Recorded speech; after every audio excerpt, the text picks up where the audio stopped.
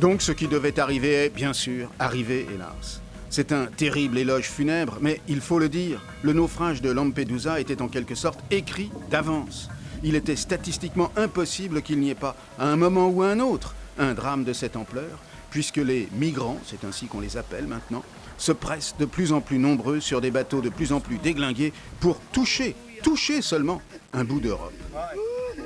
Quelques jours seulement avant la tragédie de jeudi, un autre bateau en provenance de la côte africaine de la Méditerranée, en l'occurrence la Libye, dernier point de passage en date, avec 500 personnes à bord, comme celui qui a coulé, a touché, lui, la côte de Lampedusa sans sombrer. Si vous êtes un migrant ou une migrante ou un enfant de migrant, et que, encore vivant, vous avez touché le sol européen, seulement touché, vous commencez à pouvoir être sauvé.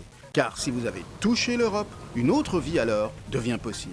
Pas certaine, mais possible. Une autre vie que l'enfer de la misère ou de la guerre ou des deux que vous avez quitté au risque de votre vie. Cette autre vie, c'est une vie avec des lois, car c'est cela aussi l'Europe, quoi qu'on en dise après ce naufrage. Une union de pays avec des lois.